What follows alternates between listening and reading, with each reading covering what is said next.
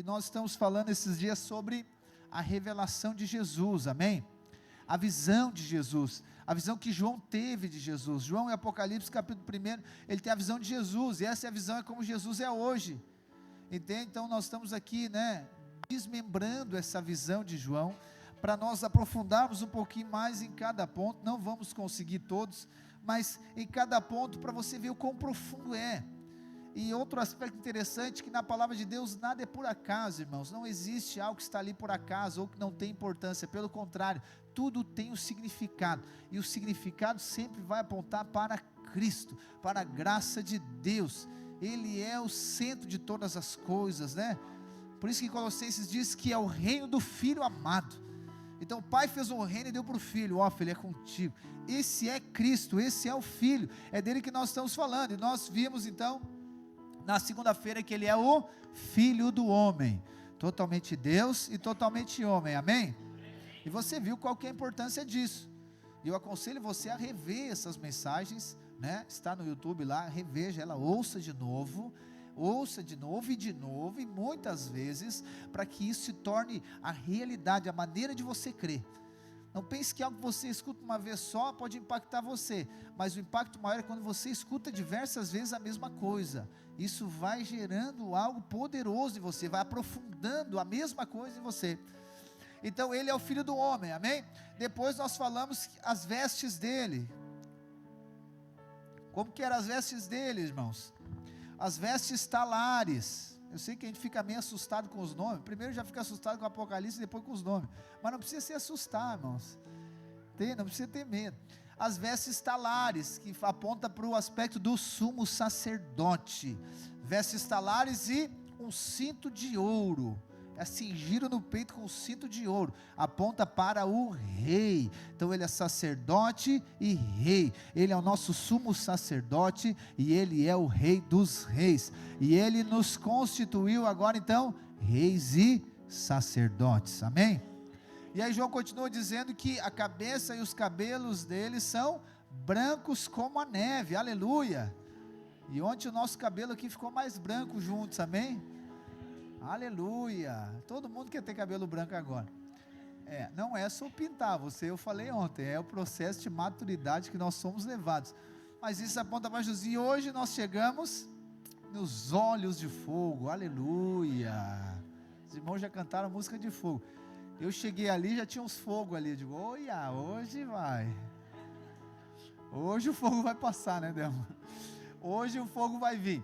Mas olha só, ele de fato tem os olhos como chama de fogo, e eu quero dizer para você, eu vou tentar ser breve, irmãos, mas eu preciso confessar, vai ser difícil, porque eu não sei, mas cada dia parece que o do dia é o mais impactante para mim. Ontem, quando eu fui preparar, como é que eu faço as minhas mensagens? Geralmente, eu tenho sempre um esboço, eu faço uma espécie de um esqueleto, que é alguns tópicos, e aí o Senhor vai ministrar no meu coração, e eu vou, aquilo vai acrescentando, nesses dias eu tenho feito no dia, eu não gosto muito de fazer isso, eu gosto de fazer sempre antes, mas aí chega um momento que eu sento, e escrevo alguma coisa a mais, completo mais, por isso que eu prego muito tempo, mas enfim, aí eu completo aquilo ali. E ontem, quando eu sentei para fazer, terminar aquela mensagem, mas eu fiquei tão impactado, irmãos, eu acho que, eu nunca tinha ficado tão impactado com uma mensagem que nem aquela de ontem. Foi poderoso demais, não sei para você, mas para mim foi demais. E eu achei, meu Deus, vai ser o top dessa semana. Mas hoje, quero dizer para você que foi mais impactante do que ontem. Os olhos de fogo. Quando fala olhos de fogo, vamos lá, o que você pensa? O fogo do juízo, o fogo da ira, porque Deus é assim. Só que eu e você estamos tendo a revelação exata de quem Cristo é, amém? Então olha só, eu quero ensinar você algo. Você não pode desconsiderar a revelação que você já tem. Eu sempre falo isso, a revelação que você tem, ela é base para a próxima revelação, ok? Então eu e você, a Bíblia, ela não se contradiz, preste atenção em mim, a Bíblia não contradiz a ela mesma, ok? Então, por exemplo, eu e você teve a revelação que é amado de Deus, sim ou não? Você tem a revelação que é filho amado? E por que você tem a revelação? Porque esse é o Evangelho de Deus. A revelação que você tem é o quê? Que Ele morreu pelos seus pecados, não é isso? Ponto. Então por isso que, todo domingo aqui, toda semana nós falamos que não há mais condenação sobre você. Por quê? Por causa da cruz de Cristo, ok? Então agora você não pode desconsiderar a cruz de Cristo em nenhum momento. Nenhum momento. Qualquer situação que você esteja passando, vivendo, você não pode desconsiderar a revelação que você já teve. Você precisa usar aquela revelação como base para a circunstância que você está vivendo. E assim é na palavra de Deus, na revelação da palavra de Deus também. Então você teve uma revelação, por exemplo, sobre algo, você não pode abrir mão dela para que agora você tenha uma outra revelação. Não, a revelação que você tem nova, ela é em cima daquela que você já tem. Quantos estão me entendendo?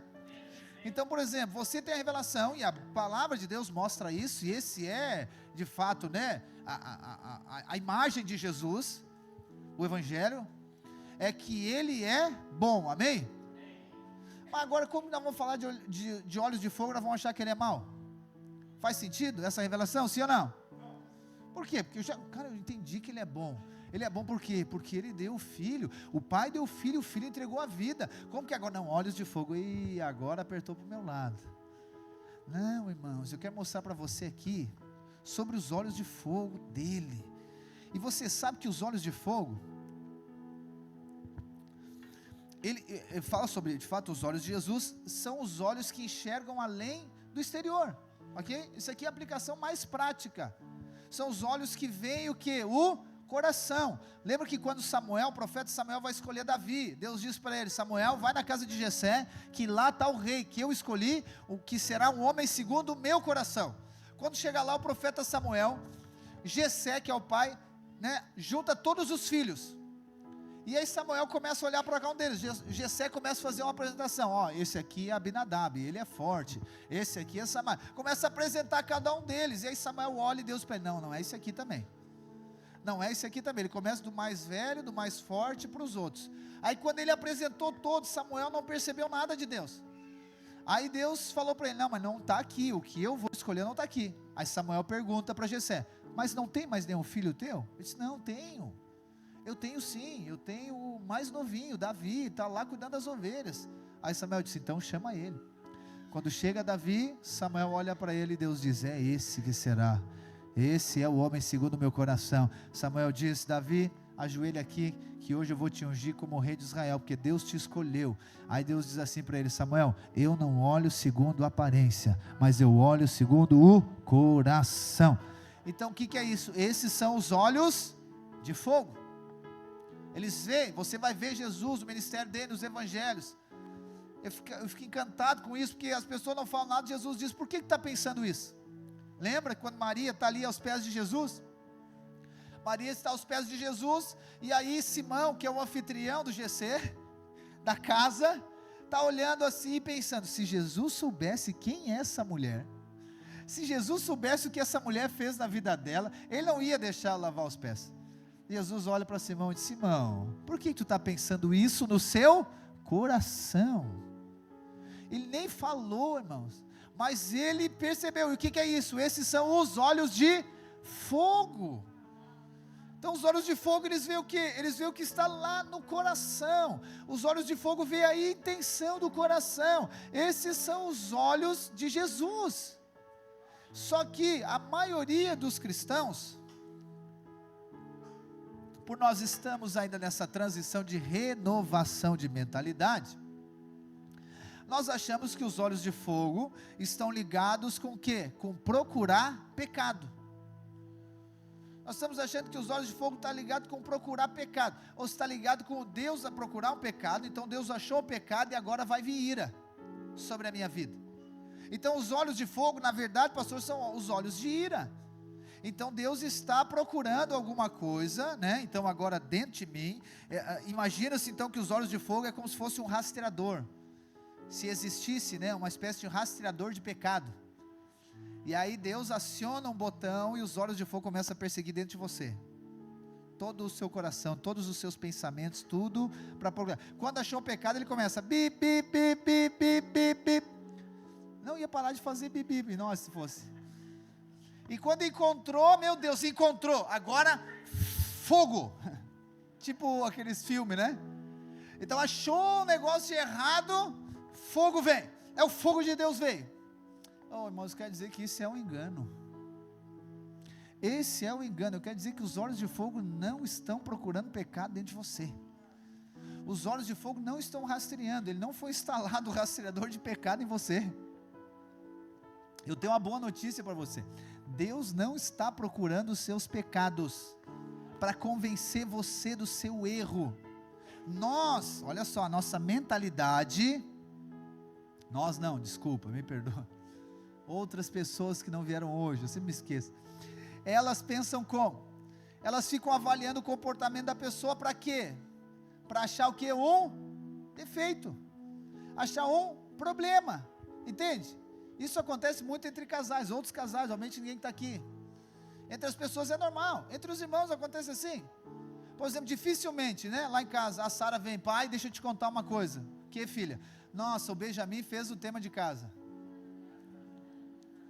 Pai, nossa, o Judá, ele se comportou muito bem no café, se comportou muito bem no almoço. Não, primeira coisa, eu só entro no portão, já vem pai, nem sabe o que aconteceu. O que foi, filha? O Judá não obedeceu. O que é isso? Esse é os olhos de fogo dela. Então ela está procurando alguma coisa para denunciar, é assim? Está procurando, e as pessoas no geral são assim. Por exemplo, você elogia mais as pessoas ou fala mais dos erros dela? Não precisa responder, só pensa. Você elogia mais o seu marido ou fala mais da tua namorada da cama? Aleluia. Você elogia mais a sua esposa? Amor, nossa, que almoço maravilhoso. Meu Deus.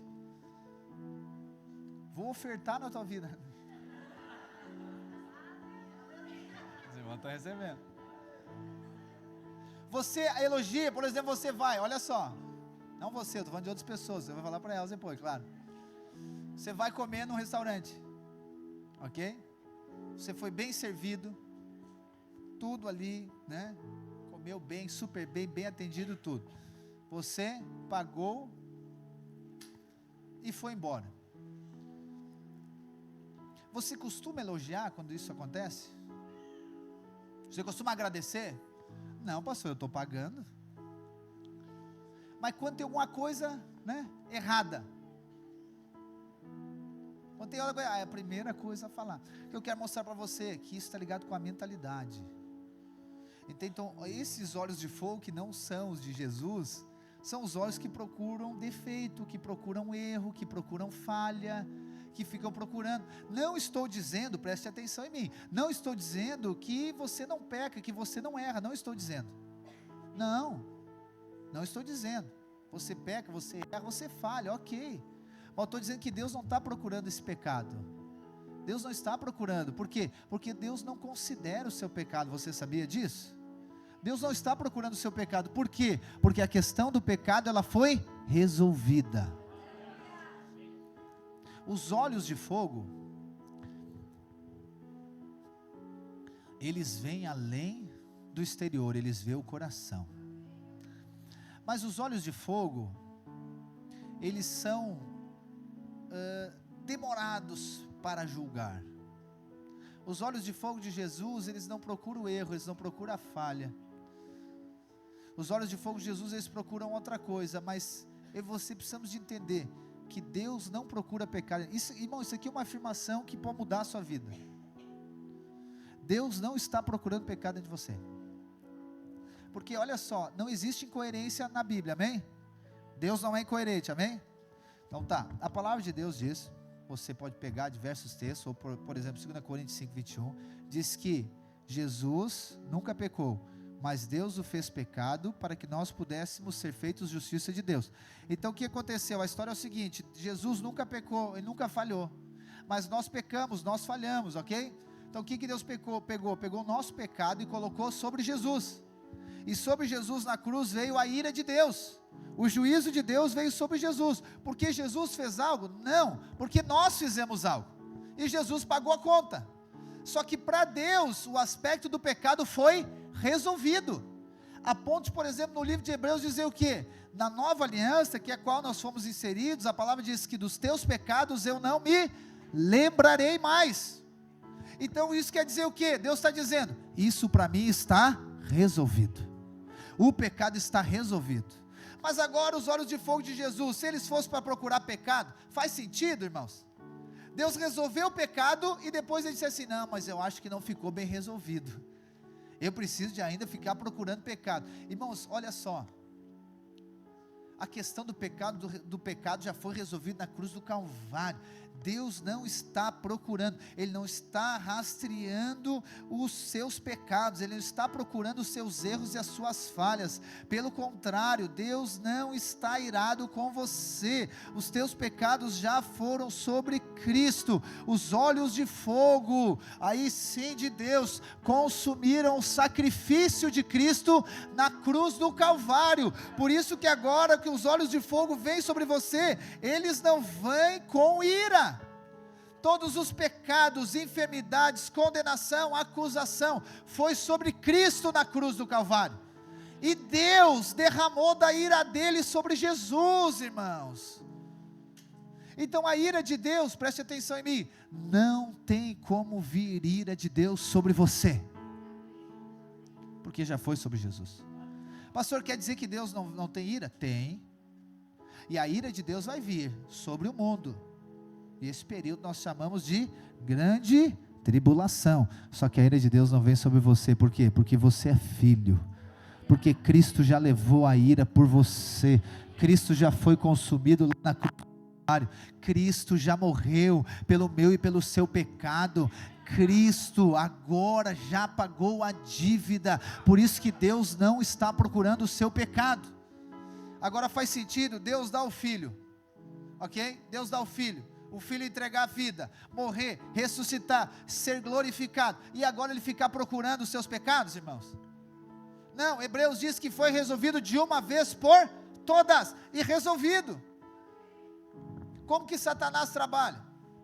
Satanás trabalha, você sabe, né? Ele é o ladrão, Jesus disse, ele veio para matar, roubar e destruir, mas ele trabalha em 3 esferas: condenação, acusação e intimidação. Existem algumas pessoas, e obviamente não é nenhuma delas que estão aqui, um casal, por exemplo, vou dar um exemplo de um casal, bem distante, de um lugar bem distante. Esse casal, ele teve um conflito, ok? E aqueles casais que eles dificilmente conversam, eles não têm muito uma conversa, mas quando há um conflito, por exemplo, fica uma toalha molhada em cima da cama, uma louça sem lavar na pia, uma comida sem sal, aí dá um fight, só que nesse fight, o que acontece nesse fight? Não é só aquele fight, porque é uma troca de o quê? De acusação. Ah, mas tu também deixou a toalha molhada em cima da cama. Ah, mas tu também não fez o almoço na hora certa. Ah, mas aquele dia, tu também falou que ia vir para casa e não veio. Ah, mas aquela outra vez também, quando eu estava em casa, tu estava limpando a casa e não ficou comigo. Ah, mas há 2 anos atrás, tu lembra aquela vez? Mas há 5 anos atrás, mas tu te lembra quando nós éramos namorados, só que tu falou com a fulana lá, não sei o quê? Começa numa coisinha e volta, já viu? Volta lá atrás. Irmãos, Deus não é assim. Imagina se Deus fosse assim, resolveu o pecado e Deus disse assim: Marquinhos, foi sobre Jesus, mas eu me lembro o que tu fez no verão passado. Irmão, se Deus diz que está resolvido, está resolvido, e ponto. Ele não está procurando você, Ele não está procurando pecado dentro de você. Deixa eu analisar a vida do Hélio. O Hélio acordou tarde hoje, acordou tarde, não conseguiu orar antes de trabalhar, deu um chute no gato que estava em cima da cama, falou que ia tirar o lixo e não tirou. E agora, Hélio, os olhos de fogo estão passando.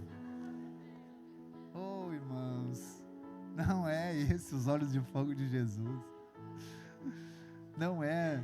Irmão, eu e você precisamos crer que tudo foi resolvido na cruz do Calvário. Já foi resolvido o pecado. Deus não está procurando. É porque muita gente, na verdade, quer o juízo. Eu sempre falo para você: quem peca quer o juízo. Quem peca quer o juízo. Quem erra quer apanhar. Porque quando você apanha, a condenação não tem mais. Porque eu apanhei, está certo. Só que eu e você precisamos de crer que nós não vamos apanhar. Por quê? Porque Jesus já apanhou na cruz do Calvário, ok? Então não, a ira de Deus não vem sobre você. Não vem. Você precisa ficar, posicionado nisso. Você é amado de Deus. Você foi escolhido de Deus. Você é precioso para o Senhor. Pastor, quer dizer que eu posso fazer tudo de errado? Não, não pode. E você nem vai fazer, porque você é filho agora. Pastor, e o filho não vai ser disciplinado? É com certeza que vai ser disciplinado, mas não juízo, não ira. Você não será disciplinado para a morte, você é disciplinado para a vida. Ele ensina você para a vida de Deus fluir através da sua vida. Então olha só, Deus não está procurando pecado, Deus não está lembrando o seu pecado. Por quê? Porque essa é a função de quem, irmãos? Essa é a função de Satanás. Ok? Quero ler um texto com você. João 16, vamos começar lá. João 16, versículo 8. Esse é um texto que eles usam muito, né? Para dizer que os olhos de fogo vêm trazer juízo. Quando ele vier, Jesus está falando de quem? Do Espírito Santo. Quando ele vier, convencerá o mundo do pecado, da justiça e do juízo. Do pecado porque eles não creem em mim, da justiça porque eu vou para o Pai e vocês não me verão mais, do juízo porque o príncipe desse mundo está julgado. Pastor, está aí, ó. O Espírito vai vir para convencer do pecado. É isso que o texto está dizendo, sim ou não? É isso que o texto está dizendo, sim ou não? Volta lá no 8. Não é isso que o texto está dizendo. O texto está dizendo, quando ele vier, convencerá quem? Convencerá quem? O mundo do pecado. Você é do mundo? Então por que o Espírito não vai convencer você do pecado? Da justiça e do juízo. Qual que é agora? O que os olhos de fogo fazem?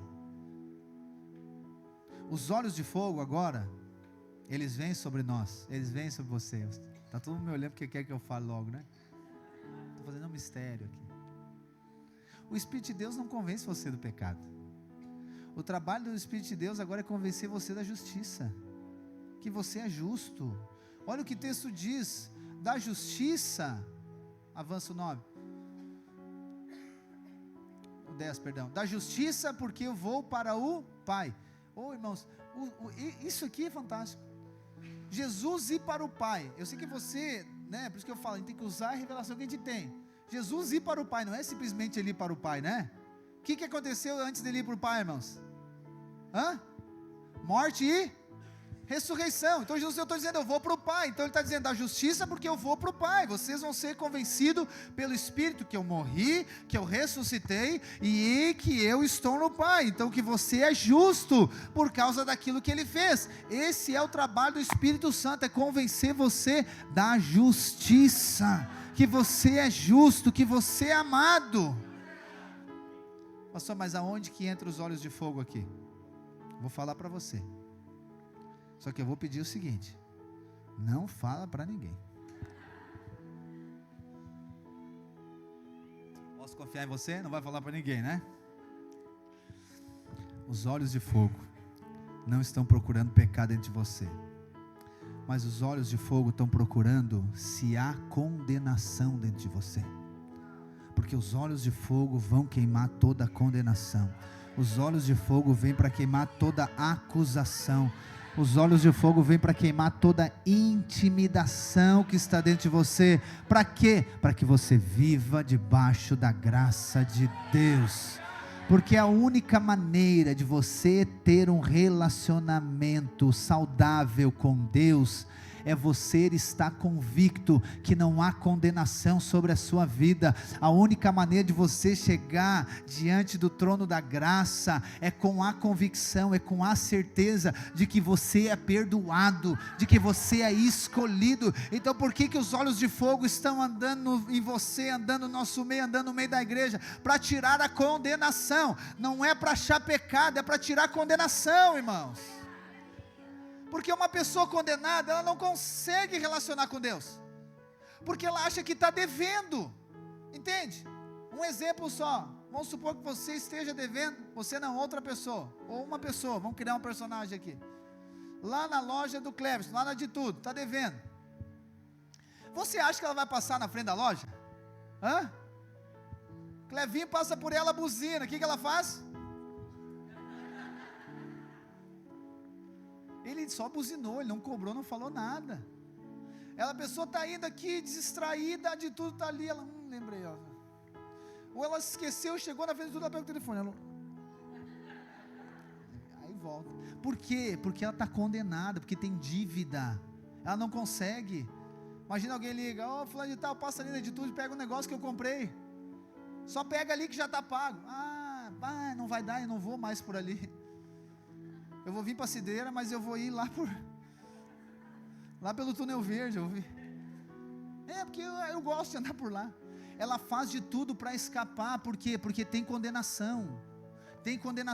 Olha só, eu sei que você acha que o problema da sua vida é pecado. Eu quero dizer, irmãos, o pecado já foi resolvido. O problema é a condenação, o problema é a acusação, o problema é a intimidação, e isso faz com que você não consiga ter um relacionamento com Deus, faz com que você não consiga avançar em áreas da sua vida. Não é porque você errou, porque você falhou. O seu erro e a sua falha já foi perdoada. Irmãos, no final de tudo, você sabia que não é nem só o aspecto da condenação, é mais profundo ainda a raiz disso. A raiz disso é porque tem medo de morrer. Pastor, como assim?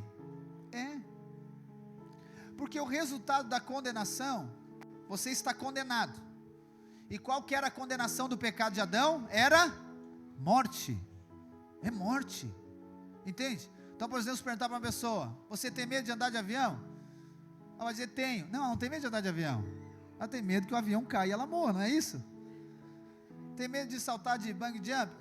Tenho. Não tem medo. Ela tem medo que estoure o negócio e caia e ela morra. Entende? É isso que ela tem medo. Ela tem medo da morte. Quem tem aqui, vive na base da condenação, na verdade, o medo dela é de morte. Ela tem medo de morrer.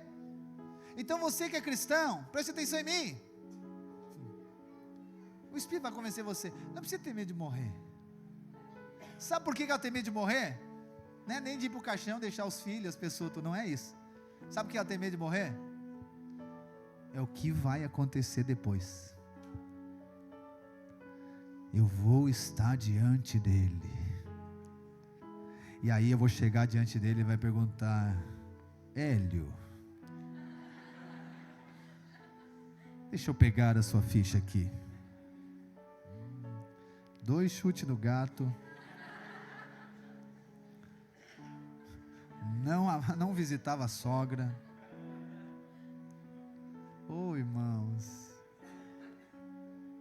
na verdade é isso, né? A pessoa tem medo de morrer, porque ela tem medo de estar, por exemplo, quando fala, né, para você, Apocalipse, trono branco, tribunal de Cristo, meu Deus, pastor, Deus que me livre dele.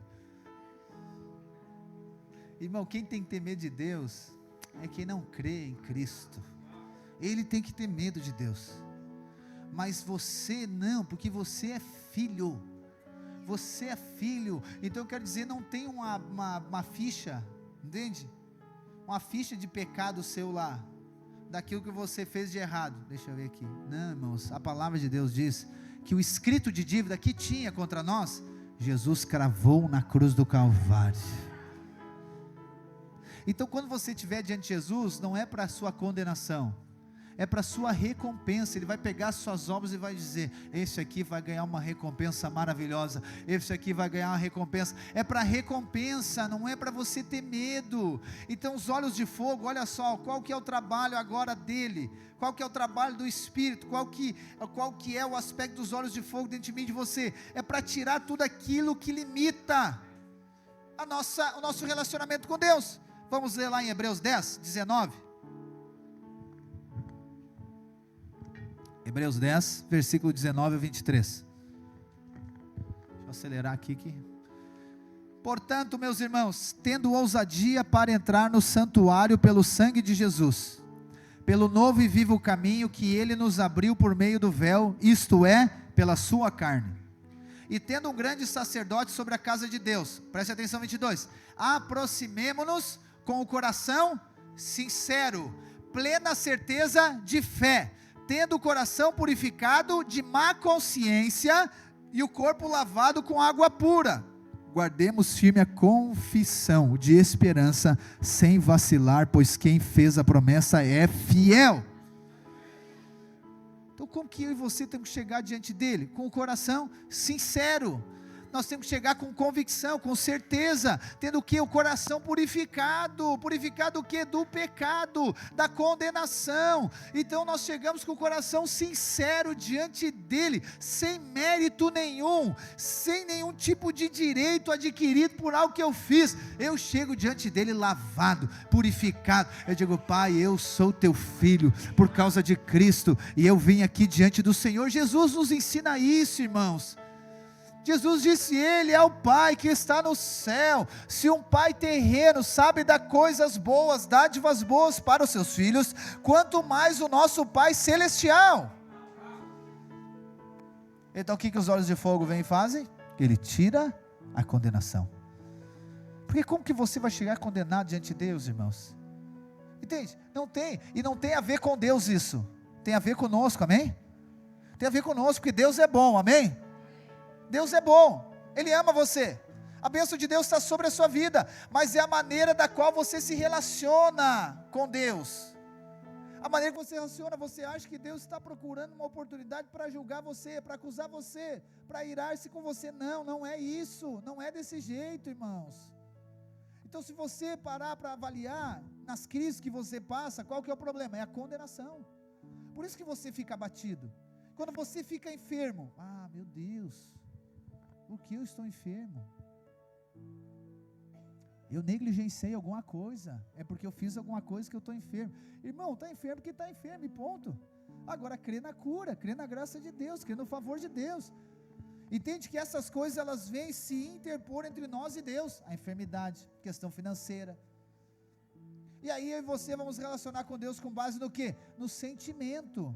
Pastor, mas eu sei que eu sou amado de Deus. Sim, você é amado de Deus, mas você precisa entender que o amor de Deus, ele foi equilibrado com a justiça. Qual que é a justiça? A cruz de Cristo.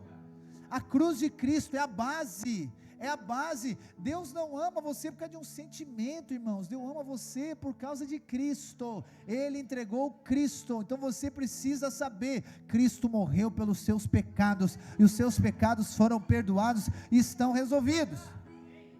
Aí vem uma pergunta: pastor, mas Deus não sonda os corações? Deus não fica sondando o coração? Fica. Eu quero ler com você o texto que está isso, lá em Salmo 139, 23 e 24. Aleluia. Sonda-me, ó Deus, isso aqui é Davi falando, sonda-me, ó Deus, e conhece o meu coração, prova-me e conhece os meus pensamentos, vê se há em mim algum caminho mau, e guia-me pelo caminho eterno. Volta o 23. Primeira coisa desse texto aqui, o texto está dizendo que é Deus que sonda, ok? É Deus que sonda. Todo mundo sabe o que é sonda? A sonda é aquele aparelhinho, né? Que procura o pecado. A sonda é aquele que entra lá dentro. Você vai fazer uma cirurgia por imagem, né? Já viu? Entra lá um furinho lá no joelho, vai lá dentro. Ali é uma espécie de uma sonda, ele entra lá no profundo. Então o que Davi está dizendo? Deus, som do meu coração. Eu quero dizer para você, Deus som do coração? Sonda o coração? Sim. Só que é Deus que sonda o coração. Qual que é o erro dos cristãos? É que o cristão, ele se coloca no lugar de Deus. Então ele fica sondando o seu coração. Não é assim? Quando você está lá em crise no casamento, você fica parando e analisando. Deixa eu sondar o meu coração. Irmão, quem sonda o seu coração é Deus. Entende? Isso é chamado de introspecção. Você fica procurando erro em você. Você fica procurando pecado em você. Você fica procurando falha em você. E qual que é o problema disso? O problema é que você acha. Não é? Ou você não acha? Se não acha, daí não tem um problema mesmo. Você não acha problema quando você olha para você? Irmãos, eu não preciso nem de 1 minuto para achar um problema. Não preciso. Só que a pergunta é, quando você acha um problema em você, isso gera fé no seu coração? Dá vontade de você orar, pai, eu preciso de 10 mil reais para pagar uma conta. Você vai com essa ousadia? Não, quando você olha para o seu pecado, você olha para a sua falha, você diz, meu Deus, cara, eu sou horrível. Como eu sou mal. Então é o seguinte, cara, nem orar eu vou, não adianta, eu vou orar pedindo para Deus me salvar só. Eu não vou orar pedindo nada para Deus, eu vou orar pedindo para Deus ter misericórdia de mim, pelo amor de Deus, porque se os olhos de fogo chegar e ver esse pecado, aí já era para mim. Aí o juízo vem sobre a minha vida. Pastor, quer dizer que a gente não tem que se autoavaliar? Você precisa ter maturidade para isso. Somente alguém que é maduro espiritualmente pode avaliar a si mesmo. Alguém que não é maduro não pode avaliar a si mesmo. Entende por quê? Porque sempre você vai avaliar a si mesmo com os olhos de lei. Mas quando você amadurece, você sabe que tem um filtro quando você olha para você. Porque na verdade você não olha para você como você. Você olha para você como Ele olha para você. Aleluia, irmãos. Isso é poderoso demais. Essa é outra pregação. Então Deus sonda, sim, Deus sonda. Mas Davi diz assim, vê se há em mim algum caminho mau. Algum caminho mau e guia-me para o caminho eterno. Quando fala aqui caminho mau, o que você acha? É pecado. É pecado. Não, irmãos. Não é pecado que ele está falando. O que ele está dizendo? Senhor, vê se há em mim alguma coisa que me impede de relacionar contigo. Vê se há em mim alguma coisa que me limita de chegar diante do trono da graça. Senhor, vê se há em mim algum tipo de acusação, vê se há em mim alguma condenação, vê se há em mim algo que me impede de caminhar no caminho eterno, porque eu vou ficar eternamente contigo. Então vê se há em mim, Senhor, alguma coisa que me impede. Pastor, falando assim é perigoso demais. Então quer dizer que o pecado não tem influência nenhuma. Quando você crê em Cristo, o seu pecado já foi resolvido, ele já foi tratado. Sabe por que uma pessoa é salva e a outra não? Sabe qual a diferença? É porque um peca e o outro não peca? É por isso que você acha que ela é salva? Você acha que alguém é salvo porque não peca? Ele é salvo por quê, irmãos? Porque ele crê, ok? Então ninguém vai para o inferno ou para o céu, para o inferno porque peca e para o céu porque não peca. Não, ele vai para o céu, ele vai ter eternidade com Deus porque ele crê em Cristo, ok? E por que ele vai para o inferno? É porque ele não crê em Cristo. Então o problema aqui não é pecado, o problema é incredulidade. O que Davi está dizendo? Senhor, sonda o meu coração e vê se há incredulidade dentro de mim. Vê se há incredulidade dentro de mim. Irmãos, é isso que os olhos de fogo vêm. Ele vem para queimar a incredulidade e gerar fé no seu coração. Ele vem para tirar a condenação, a acusação e gerar ousadia dentro de você, intrepidez dentro de você, convicção que você é filho, que você é amado, que Deus tem um propósito na sua vida. Esse é os olhos de fogo. Pastor, eu criei umas perguntas aqui, achei legal isso. Só duas, essa é a última. Pastor, mas o texto de Hebreus 12, 29, coloca lá. Como que o Senhor está dizendo isso? Olha que heresia que o Senhor está falando. Olha o que está dizendo em Hebreus 12, 29. Porque o nosso Deus é fogo consumidor. E aí, pastor, o senhor está dizendo que os olhos de fogo não é para pecado, mas isso aqui, é só ver isso aqui, já dá para perceber, que é para consumir todo mundo. Vamos ver o contexto que está isso aqui? Vamos ler todo o capítulo, todo não, vamos a partir do versículo 14, coloca, preste bem atenção, atenção agora, Deus está falando, procurem viver em paz com todos, e busquem a santificação, sem a qual ninguém verá o Senhor, cuidem, para que ninguém fique afastado da graça de Deus, e que nenhuma raiz de amargura, brotando, cause perturbação, e por meio dela muitos sejam contaminados. Volta no 15.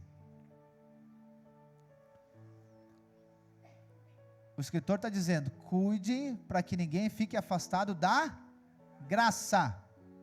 E aqui ele já diz como que uma pessoa se afasta da graça. Raiz de amargura. Ok? E aqui, vamos só um pouquinho na raiz de amargura aqui. Você sabe que a raiz de amargura, ela é resultado de um processo, né?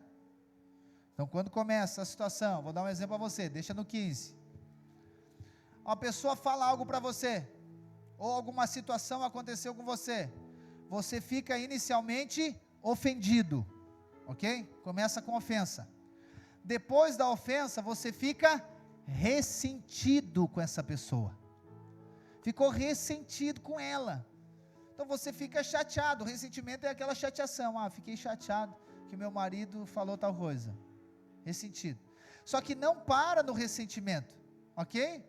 Não para aqui, se esse ressentimento não é tratado, não é resolvido, ele avança, ok? Ele avança mais, esse ressentimento já vai aprofundando, a ponto de lá depois criar uma raiz de amargura, e quando criou uma raiz de amargura, aí acontece o quê? Afastou da graça de Deus. E quando criou raiz de amargura, aqui o texto está dizendo, que o resultado final é contaminação. Contaminação é sujeira, é maldade. Uma pessoa amargurada, ela está contaminada. Contaminada pelo quê, pastor? Contaminada pela incredulidade. Por que uma pessoa fica amargurada? Por causa da incredulidade. Primeiro, por que uma pessoa fica ofendida? Obviamente, emocionalmente, a emoção dela fica. Por que uma pessoa ficou ressentida? Por que uma pessoa fica numa posição de sofrimento?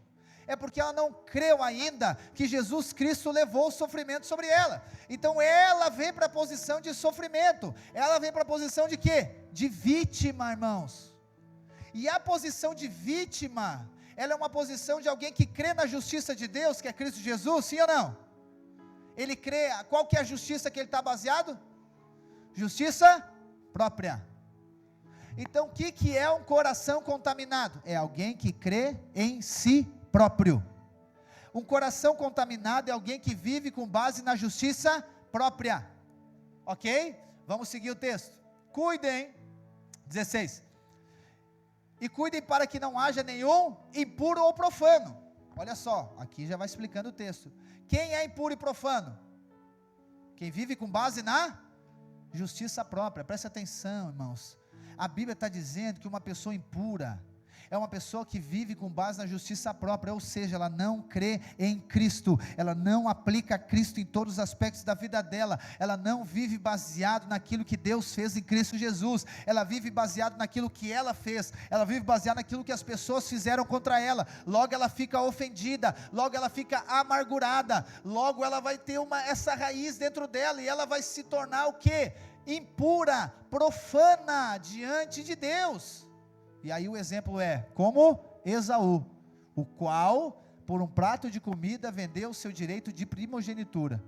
Ou seja, Esaú não aceitou a graça de Deus, ele foi primogênito pela graça de Deus. Ele confiava em si próprio e trocou a primogenitura, logo ele se tornou alguém profano, contaminado. 17. Vocês sabem que, posteriormente, querendo herdar a bênção, Esaú foi rejeitado, pois não achou lugar de arrependimento, embora com lágrimas o tivesse buscado. Ora, vocês não chegaram ao fogo, Presta atenção agora, ele vai lá para o deserto, lá para o povo hebreu. Ora, vocês não chegaram ao fogo palpável e aceso, à escuridão, às trevas e à tempestade, ao toque da trombeta e ao som de palavras tais, que aqueles que ouviram isso pediram que não lhe fossem dito mais nada, pois já não suportavam o que lhe era ordenado, até um animal se tocar o monte será apedrejado. Na verdade, o espetáculo era tão horrível, que Moisés disse, estou apavorado e trêmulo. O que aqui o escritor está dizendo? Ele está dizendo, gente, vocês não chegaram, vocês não acessaram aquele fogo. E que fogo ele está falando, irmãos? Presta aqui atenção, ele está falando do monte Sinai. A palavra diz que os hebreus estavam acampados, e Deus chama Moisés para subir o Sinai. Lembra? Moisés jejuou 40 dias, nós estamos só em 7, por isso que nós não estamos nesse monte. 40 dias para subir o monte, só que o texto diz, a palavra diz, depois você lá lê em Êxodo, que o monte, né, o Sinai fumegava. Tem até as canções do Sinai fumegando, né? Tem uns que gostam disso, aleluia, mas estão tendo revelação. O Sinai fumegando, e Deus disse, ninguém sobe, só Moisés vai subir, mas nenhum animal pode tocar no monte, porque se tocar no monte vai morrer. Por quê? Os olhos de fogo estão lá em cima, os olhos de fogo estão lá. E aí então está todo mundo trêmulo, todo mundo diz, Moisés, por favor Moisés, sobe, vai lá Moisés e fala com Deus, e o seguinte, o que Deus disser para nós fazer, nós vamos fazer. Por quê? Porque o fogo está pegando o negócio. E aí qual que é o resultado disso? O resultado é medo. O próprio Moisés, irmãos, o próprio Moisés, que é considerado amigo de Deus, ele ficou apavorado, ele disse, meu Deus, ai, ai, ai, mas era ele que tinha que subir. O que o texto hebreu está dizendo? Gente, vocês não estão diante desse monte, vocês não estão diante desse monte que fumega, com os olhos de fogo, que estão querendo consumir vocês. Aí lá no 22 ele diz, pelo contrário, irmãos, da Rema que estão reunidos na quinta noite, do jejum de 7 dias, pelo contrário, vocês chegaram ao monte Sião, é outro monte, nós não estamos no monte Sinai, nós estamos no monte Sião, e a cidade do Deus vivo, a Jerusalém celestial, e a milhares de anjos. Vocês chegaram à assembleia festiva, a igreja dos primogênitos, arrolados nos céus. Vocês chegaram a Deus, o juiz de todos os espíritos dos justos aperfeiçoados, e a Jesus, o mediador da nova aliança, e ao sangue da aspersão, que fala melhor do que o sangue de Abel. Aqui agora, ele vai transitar, para aplicar isso que eu estou falando para você nessa noite. Os olhos de fogo, lá no Antigo Testamento, lá na lei, eles vinham sobre as pessoas, só que desde que os olhos de fogo vieram sobre Jesus, não, trocou agora a aliança, porque Jesus cumpriu a lei, Jesus cumpriu com todo o protocolo necessário. Jesus, a palavra diz que Jesus, ele morreu como alguém maldito pela lei, porque os homens não cumpriram a lei. Só que agora trocou o monte. Antes o povo estava diante do monte Sinai, agora nós estamos diante do monte Sião, e agora você precisa de crer no monte Sião. Você precisa de crer agora a atuação do fogo consumidor no Monte Sião. Lá o fogo era para ninguém subir, agora o fogo atua diferente. Olha só, e tenham cuidado e não se recuse a ouvir aquele que fala, o sangue de Jesus, pois se os que se recusaram a ouvir quem divinamente os advertia na terra não escaparam, lá em Moisés, muito menos escaparemos nós, se nos desviarmos daquele que dos céus nos adverte. Olha o que ele nos adverte: naquele tempo a voz dele abalou a terra, mas agora ele promete dizendo, mais uma vez eu farei tremer não só a terra, mas também o céu. Ora, as palavras mais uma vez significam a remoção destas coisas abaladas. Diga, coisas abaladas, ou seja, das coisas criadas, para que permaneçam as coisas que não podem ser abaladas. Vamos lá, nós temos dois aspectos. Está dizendo que o fogo vai vir. Está dizendo que o fogo vai vir, só que o fogo vai atuar diferente agora. Antes o fogo atuou de uma maneira, mas agora o fogo vai atuar de outra maneira. Agora o fogo vai vir para quê? Para remover as coisas abaladas, as coisas criadas, para que permaneça as inabaladas. Elas vão permanecer. A palavra de Deus diz que tudo vai passar, uma coisa não vai passar. O que não vai passar? Cristo não vai passar. O que está dizendo? O fogo vem para abalar tudo que você criou.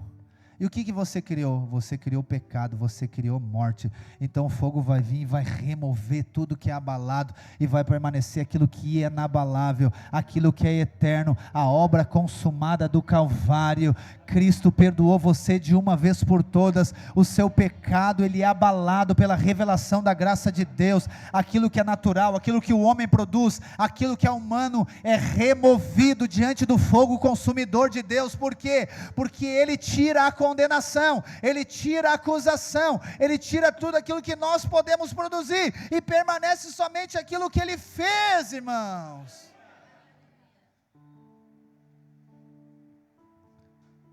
Por isso, recebendo nós um reino, olha aqui, retenhamos a graça. A única maneira de você reter a graça é quando não tem condenação, é quando não tem acusação, é quando não tem nenhum tipo de impedimento para você relacionar com Deus. O escritor está dizendo, gente, recebendo nós um reino inabalável. E que reino nós recebemos? Colossenses capítulo 1, versículo 13 diz que Ele nos libertou do império das trevas e nos colocou aonde? No reino do Filho do seu amor.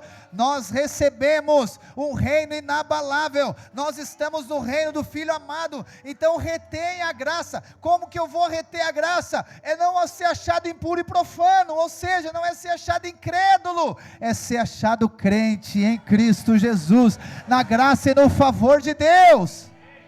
Depois que você reter a graça, olha só, retenhamos a graça pela qual sirvamos a Deus de modo agradável, com reverência e temor. 29, porque o nosso Deus é fogo consumidor.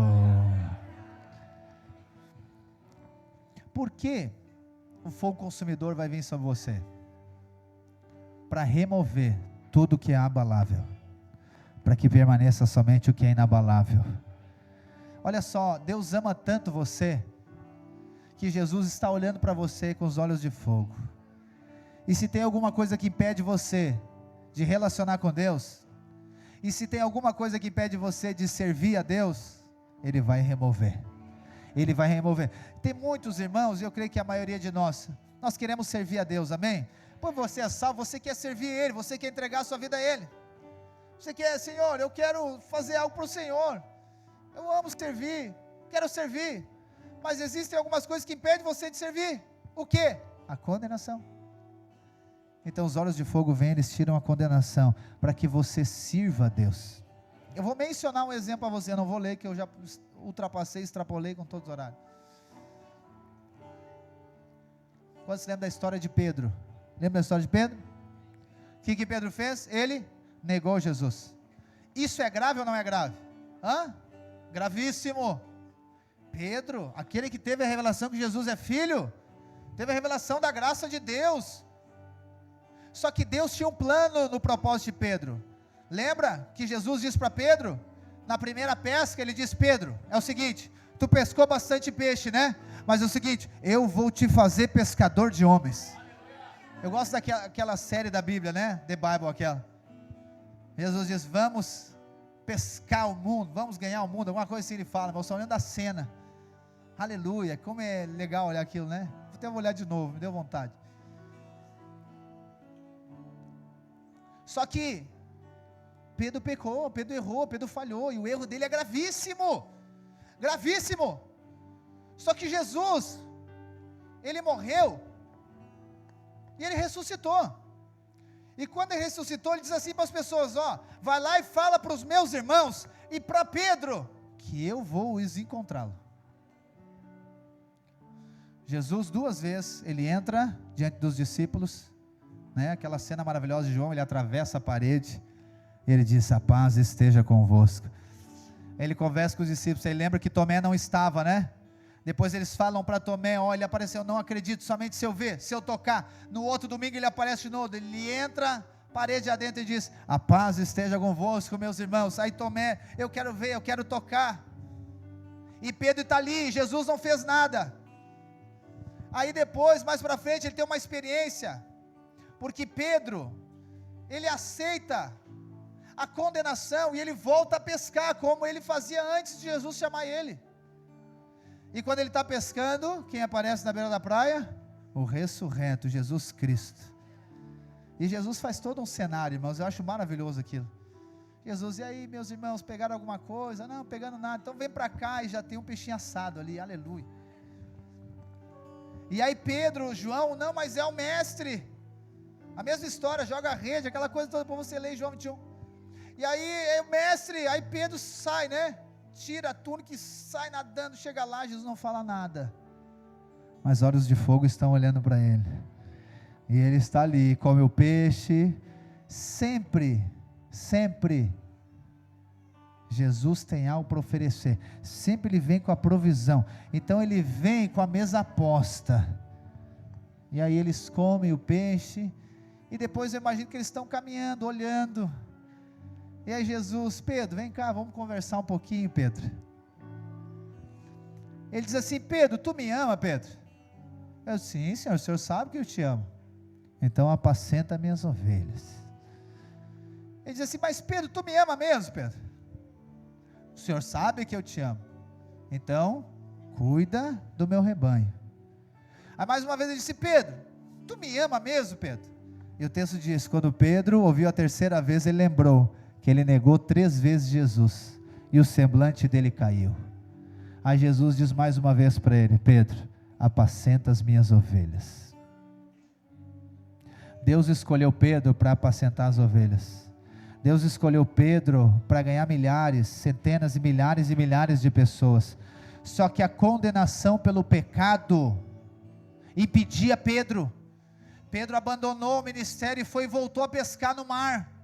Entende? Não tem errado a pessoa em pescar no mar, mas isso mostra o quê? Uma atitude de alguém que está debaixo de condenação. Mas Jesus vem o quê? Jesus vem e diz: Pedro, eu não esqueci do teu chamado, eu não esqueci do teu propósito. Então os olhos de fogo vêm sobre Pedro para quê? Para tirar a condenação do erro dele, para tirar sobre a falha dele. Você pode ver que em nenhum momento Jesus disse: Pedro, mas que feio aquilo que tu fez comigo, Pedro. Ninguém precisa dizer para você quando você peca. Ninguém precisa dizer: ó, isso aqui você pecou, você errou. Não, ninguém precisa dizer, porque você já sabe. Nós não precisamos dizer para as pessoas que elas pecaram, porque elas já sabem que pecaram. O que nós temos que falar para elas? Que está perdoado. Que está perdoado. Nós temos que agora, como aqueles são como Jesus, com os olhos de fogo, que remove tudo aquilo que impede de ter um encontro com a graça de Deus, de ter um encontro com o favor de Deus. Irmãos, eu e você precisamos estar firmes, convictos na graça e no favor de Deus.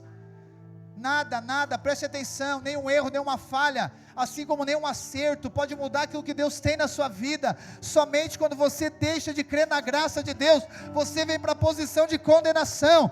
Mas João viu Jesus ressurreto e glorificado, e ele disse que a cabeça e os cabelos dele são brancos como a neve, mas ele disse que os olhos dele são como chama de fogo. E os olhos de fogo, eles tiram tudo aquilo que impede você de servir a Deus, que impede você de viver debaixo do favor de Deus. Os olhos de fogo vão queimar toda a incredulidade dentro de nós, vão tirar toda a acusação, condenação, intimidação de dentro de nós, e nós viveremos livres por aquele que nos amou. Nós iremos cumprir com o propósito de Deus, nós iremos anunciar salvação sobre essa cidade, nós iremos anunciar salvação sobre esse litoral, porque nós não estamos diante do Monte Sinai, nós estamos diante do Monte Sião, nós estamos diante do trono da graça do Senhor.